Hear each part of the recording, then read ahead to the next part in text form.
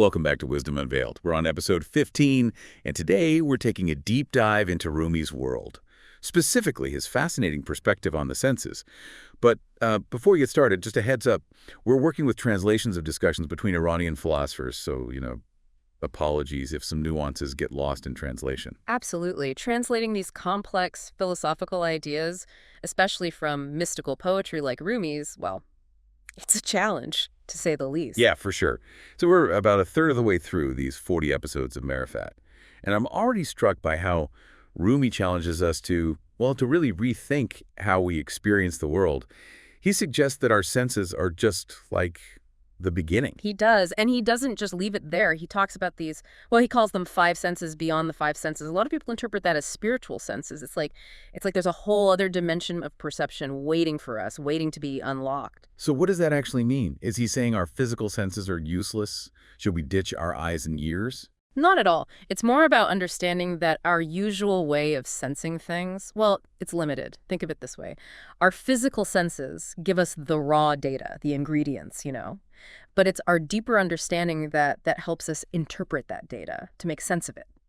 Okay, so how do we get to that deeper understanding? What does Rumi say about that? Well, he uses this term, E. It roughly translates to manifestation in understanding. E. I like that. Tell me more about this E. Well, think about Rumi's famous story, the one about the elephant in the dark room. It's not just about missing information. It's about how our individual capacity to understand, how that shapes what we perceive. One person might just see a leg, think it's a pillar, while someone else grasps the whole elephant. So our E, our level of inner development, determines how much of the truth we can actually access. It's not just about what's out there, it's about what we're capable of seeing. That's pretty profound. Exactly. And the good news is, E isn't fixed. Just like we train our physical senses to become, more acute, we can also cultivate our inner senses through spiritual practices. Okay, so what kind of practice are we talking about? How do we cultivate these inner senses? Well, Rumi talks a lot about purifying the heart, quieting the mind through things like meditation. It's like, how you tune a radio to receive a specific frequency?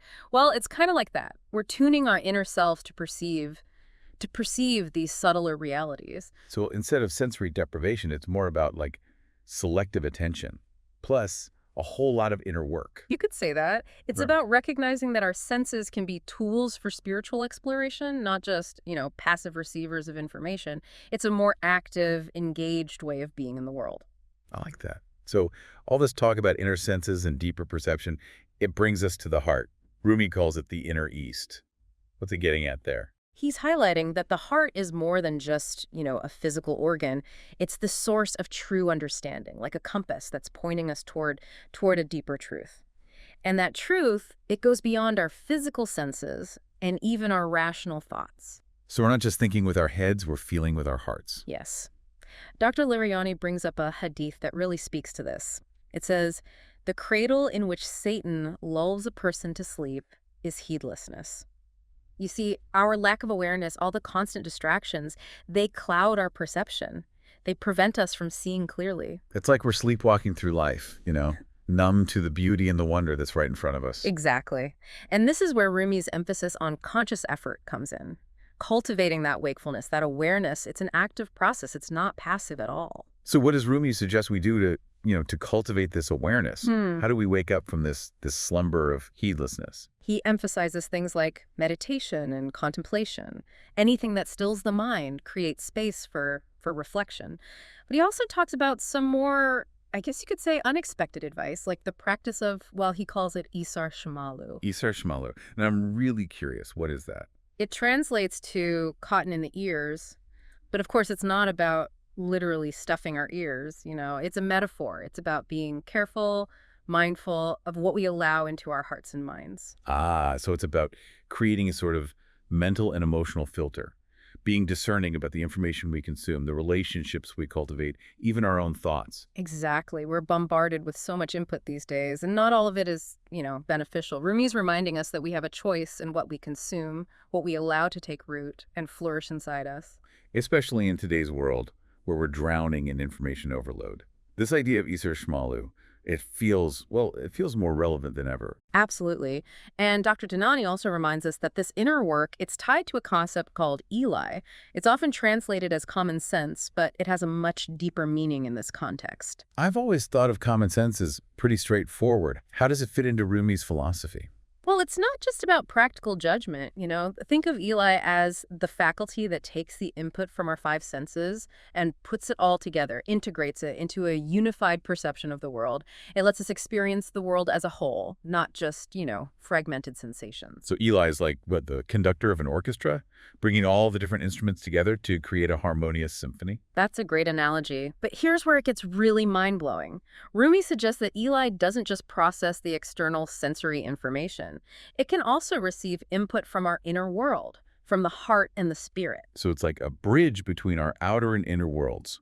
I'm starting to see how this connects to those five senses beyond the five senses. You got it. And for those who have, dedicated themselves to purifying their hearts, to refining their inner perception, Rumi suggests Eli becomes like a gateway. It allows us to experience the divine, to access insights that are beyond our ordinary senses. It's like a doorway to another dimension of reality. Wow, that's pretty profound. So it's not just about integrating sensory information. It's about integrating the physical with the spiritual, the outer with the inner. It's a whole new level of awareness. Exactly. And this is where the journey gets really interesting. We start with our five senses, but we're not limited to them. Through inner work, through cultivation, we can awaken these five senses beyond the five senses. And Eli acts as a bridge between the physical and the spiritual. It's like Rumi is giving us a roadmap to a more expansive, multi-dimensional way of experiencing the world. This is definitely giving you a lot to think about. It is. It's a fascinating journey. And as we explore further, we find that Rumi doesn't just stop at perceiving this deeper reality. He emphasizes expressing it, too. So it's not just about, inner transformation. It's about outward expression, too. Yeah. When you see a breathtaking sunset, you just have to share it with someone. Exactly. And Rumi, being a poet, well, he naturally focused on creative expression as a path to connecting with the divine. So are we talking about poetry, music, dance, things like that? All of those and more. He saw these art forms as not just entertainment, but as spiritual practices, ways to channel that divine energy that flows through us. That's a really cool concept. We become conduits for that energy. Yeah. Letting it express itself through us. It's like that Rumi quote, "Let the beauty we love be what we do." Precisely. It's about aligning our actions with our deepest values, with the beauty and the truth we experience in our hearts. And that brings us back to the heart, that inner east. It's both the source of our perception and the wellspring of our expression. Beautifully put. And Dr. Dinani adds that for Rumi, the heart isn't passive. It's an active force. It has its own intelligence, its own way of knowing and communicating. So it's not just thinking with our heads. It's feeling with our hearts, trusting our intuition, that inner voice. Yes. Rumi often talks about the limitations of the rational mind. He says it can only take us so far on the spiritual path. It's like the mind can get stuck in concepts, while the heart speaks up more, a more direct language, the language of feeling, of experience. And that's where Rumi's emphasis on love comes in. He saw it as not just an emotion, but as the very essence of the divine, a transformative force. Well, that's beautiful. And it makes me think about all the different kinds of love we experience, Love for family, love for friends, love for nature, even love for the unknown. Yes, and for Rumi, all of those are reflections of the divine love that permeates the universe. We're all connected by this invisible thread, this underlying unity. Wow. So it's like we're not just perceiving the world through our senses, we're actually experiencing the divine love that's flowing through it. Exactly.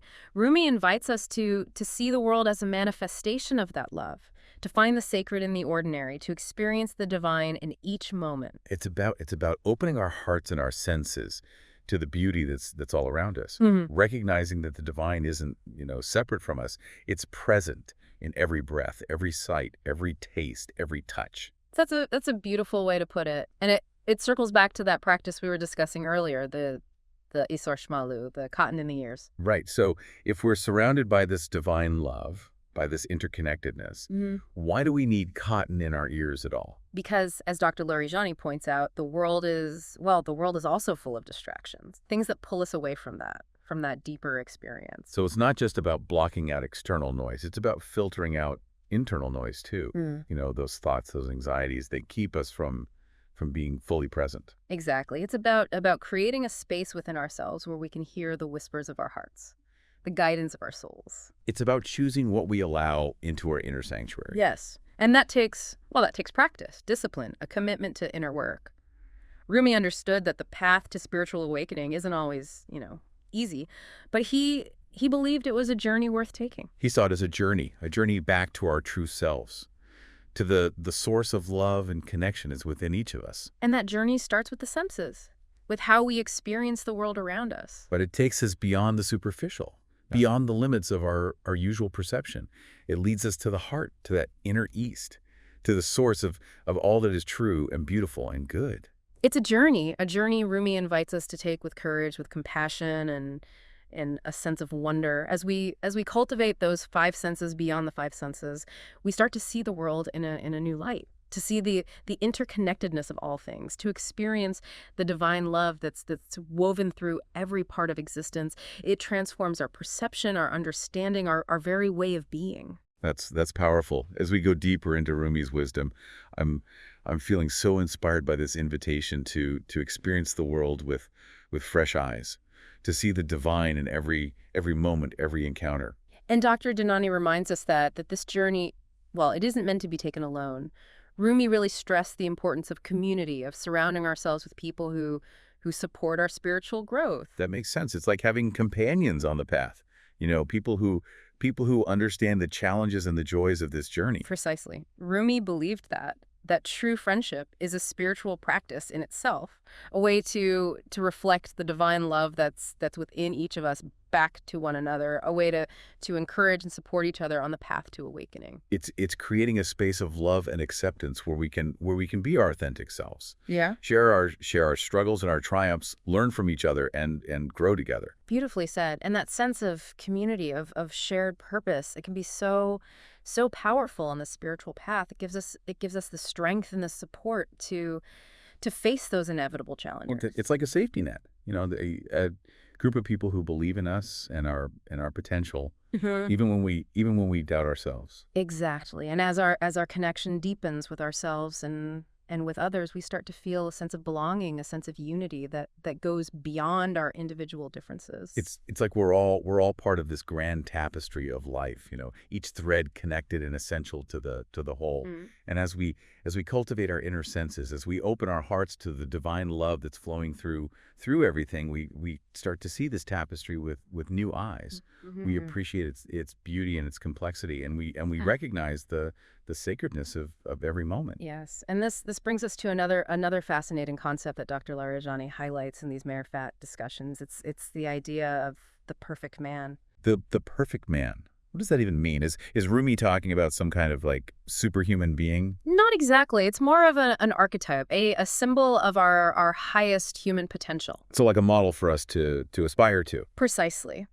Rumi describes the perfect man as someone who has fully realized their spiritual potential, someone who has integrated every aspect of their being. They embody divine qualities: love, compassion, wisdom, creativity. Wow, that sounds like quite a challenge. Are we all supposed to become perfect men or perfect women for that matter? It's not about achieving some unattainable perfection. It's more about recognizing the potential that lies within each of us, that seed of divinity that we all carry in our hearts. So it's about striving towards that potential, cultivating those divine qualities within ourselves. Exactly. And Rumi believed that this is a lifelong journey, a process of continuous growth and transformation. We're all works in progress, right? Yeah. Constantly evolving, expanding our understanding of ourselves and the world around us. Yes. And the perfect man archetype, it gives us a compass, a direction to point ourselves in as we navigate the complexities of life. It's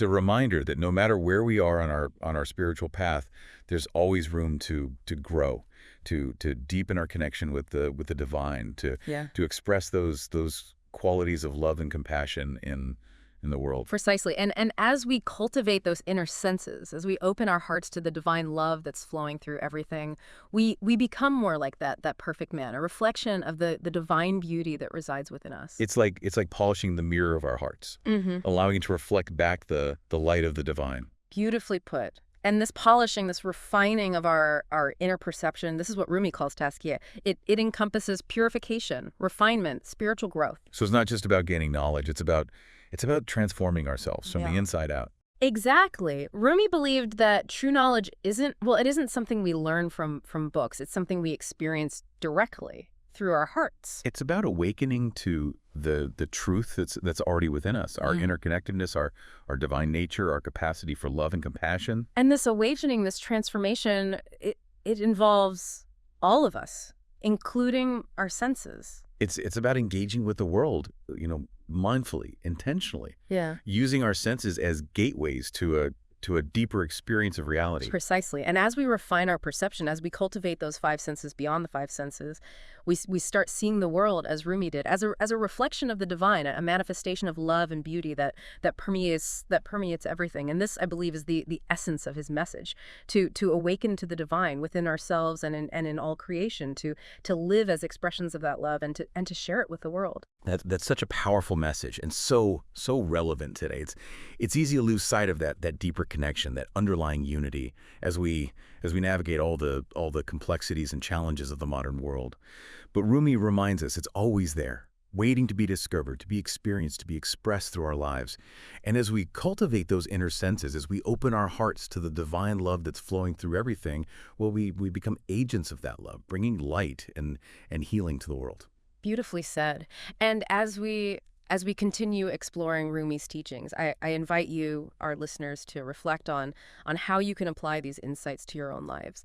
What practices resonate most deeply with you? What steps can you take starting today to cultivate a more expansive, compassionate, interconnected way of experiencing the world? How can you use your senses as gateways to a deeper understanding of yourself and the divine? Those are powerful questions. It's like Rumi's inviting us on this grand adventure, a journey of self-discovery, of spiritual awakening, a journey that leads us back to that source of love and connection that's within each of us. And as we cultivate our inner senses, as we open our hearts to the beauty and the wonder that surrounds us, we become living expressions of that love, bringing light and healing to the world. What a beautiful way to frame it. I'm reminded of a passage from Rumi's Masnavi. He says, "Close your eyes and see with the other eye. Listen with the ear of the heart." Wow. That's evocative. It's like he's inviting us to go beyond the limitations of our normal perception, to awaken to a deeper way of seeing and hearing, a way of experiencing the world that's infused with love and wisdom. Exactly. It's about cultivating those five senses beyond the five senses that we've been talking about, opening ourselves to a deeper level of reality, a reality that's infused with the divine. And this deeper reality, it's not something that's separate from us, something that we have to search for in some far off land. It's right here, right now, present in every moment, waiting to be discovered, to be experienced, to be expressed through our lives. Beautifully said. And as we cultivate those inner senses, as we open our hearts to the divine presence that surrounds us, we begin to see the world as Rumi did, as a manifestation of love, a dance of energy and light, a symphony of interconnectedness. And as we become more attuned to that deeper reality, we naturally start to live our lives in a more compassionate, creative, and meaningful way. Exactly. It's like we're tuning into a higher frequency, one that vibrates with love, wisdom, and joy. And that frequency, that vibration, it ripples outward, touching the lives of everyone around us, creating a more harmonious and interconnected world. It's like we become beacons of light, radiating the divine love that we found within. Beautifully said. It really is about the journey, not the destination. And speaking of the journey, Dr. Dinani and Dr. Larijani, they both emphasize a key theme in Rumi's work, that true knowledge isn't just, it's not just intellectual, it's experiential. So it's not enough to just memorize Rumi's poems or understand the concepts intellectually. We have to actually live them, embody them in our daily lives. Exactly. It's like having a seed. You can study the seed, you can, understand its biology, but it won't reach its full potential unless you plant it, nurture it, allow it to grow. So we have to create those conditions within ourselves for the seeds of Rumi's wisdom to take root and flourish. That makes a lot of sense. It does, and that's where our senses come in. Rumi, he understood that our senses aren't just, passive receivers of information. They're active doorways to experience. They're like bridges, connecting the outer world with our inner world, allowing us to tap into that divine presence that's all around us. That's a beautiful way to put it. And as we engage our senses with awareness, with intention, as we cultivate those five senses beyond the five senses, we start to experience the world in a whole new light. We shift from, I guess you could say, a purely intellectual understanding to a deeper, more embodied knowing. It's like moving from the head to the heart. Precisely. And that shift is crucial for spiritual growth. It's about going beyond the limitations of our rational minds and connecting with the wisdom of the heart. It's about learning to trust our intuition, our inner guidance, those subtle whispers of our soul. And that trust, that surrender to something greater than ourselves, that's what allows us to truly experience the divine love that Rumi speaks of so eloquently. It's like letting go of the reins, allowing ourselves to be guided by a higher power, a power that knows the way, well, better than we ever could. And as we surrender to that guidance, as we open our hearts to the divine presence that's all around us, we start to experience a level of peace, a level of joy, a level of interconnectedness that's beyond our wildest imagination. It's like coming home to ourselves, to the source of love and connection that's always been within us. And that homecoming, that awakening to our true nature, that's the ultimate goal of the spiritual path. It's about realizing our oneness with the divine, with all of creation. It's about seeing the world through the eyes of love, experiencing the interconnectedness of all things, and living our lives as expressions of that love. And as we embody this understanding, as we become living examples of Rumi's teachings, we inspire others to do the same. It's like we're creating a ripple effect of love and compassion, spreading outward from our own hearts to touch the lives of everyone we encounter. And that, I believe, is the true legacy of Rumi's wisdom. It's not just about, reading his poetry or listening to his teachings. It's about living them, embodying them, and sharing them with the world. It's about becoming beacons of light, radiating the divine love that we've discovered within ourselves. Beautifully said. And as we conclude our deep dive into Rumi's profound insights on the senses, I'm filled with gratitude for his timeless wisdom, for his invitation to experience the world with a renewed sense of wonder and appreciation, and for his unwavering belief in the transformative power of love. Me too. Rumi's teachings, they offer us a path to a more awakened, compassionate, and interconnected way of being in the world. As we continue to explore his work, I encourage all of you listening to keep these insights close to your heart. Let them inform your thoughts, your actions, your relationships. And remember, the journey to spiritual awakening, it's not linear, it's a spiral. There will be ups and downs, twists and turns, moments of clarity and moments of confusion. But as long as we keep our hearts open, our minds curious, and our spirits yearning for that deeper connection, we'll keep growing, we'll keep evolving, and we'll keep experiencing the transformative power of Rumi's wisdom. And until next time, may the light of Rumi's wisdom illuminate your path.